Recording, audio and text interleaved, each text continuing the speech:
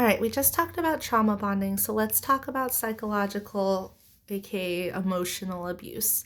Because I think this isn't recognized as readily as physical abuses, but it's also a problem. And it's also a form, if it's happening in a romantic relationship, of dating violence, and it's worth talking about. So, in psychological abuse, what you're going to see is the abuser is going to be demeaning, insulting, humiliating, and instilling fear into their partner. They may never lay a hand on them, but they are doing all of these things to control them. So, what that might cause is a victim to feel like they're inadequate, if not entirely worthless. And so then their victim believes the only person that would want me is my abuser. And if my abuser decides they don't want me anymore, then nobody's going to, because I am not good enough or I'm outright worthless. There's also different aspects of control that go into this. So it's not normal if your partner is telling you, I don't like that friend of yours, you're not allowed to talk to them.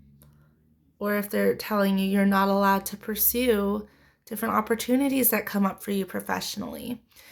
They're telling you you're not allowed to wear those clothes or to style your hair that way. Controlling these different aspects of someone's life is a part of psychological abuse. Also, trying to outright isolate the person is a very significant form of psychological abuse, because then they can't hear anybody else's input. They only hear what their abuser has to say, and that makes them even more vulnerable. Psychological abuse also entails conditional love or affection.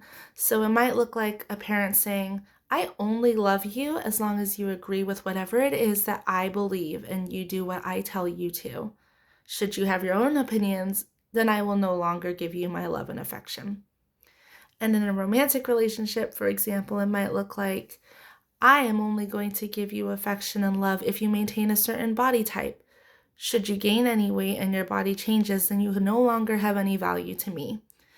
And that's going to cause the victim to desperately work to make sure that they meet the conditions so they can keep receiving the love. And as you can imagine, this also causes trauma that lasts a lifetime.